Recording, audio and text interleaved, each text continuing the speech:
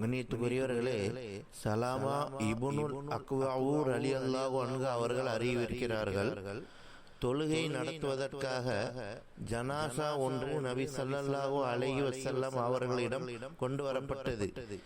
இவருக்கு கடன் உள்ளதா என்று அல்லாஹ்வுடைய தூதர் கேட்டார்கள். உடனே அவருக்கு கடன் இல்லை என்று சொன்னதும் அவருடைய ஜனாசாவிற்கு தொழு வைத்தார்கள். பின்பு மற்றொருவரின் ஜனாசா கொண்டு வரப்பட்டது. இவருக்கு கடன் உள்ளதா என்று அல்லாஹ்வுடைய தூதர் கேட்டார்கள். ஆம் என மக்கள் கூறினர். அப்போது உங்கள் தோழருக்கு நீங்கள் தொலை வைத்துக் கொள்ளுங்கள் என்று அல்லாஹ்வுடைய தூதர் கூறினார்கள்.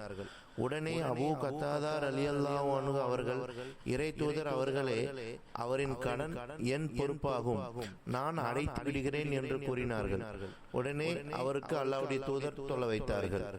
கடனோடு மரணிக்காமல், ஏனென்று சொன்னால் நாம் யாரிடம் கடன் வாங்கினோமோ நாம் திருப்பி கொடுக்காவிட்டால் நம்மளுடைய அமல்கள் அனைத்தும் கடன் நமக்கு கொடுத்த யார் கொடுத்தாரோ அவருக்கு சென்றுவிடும்.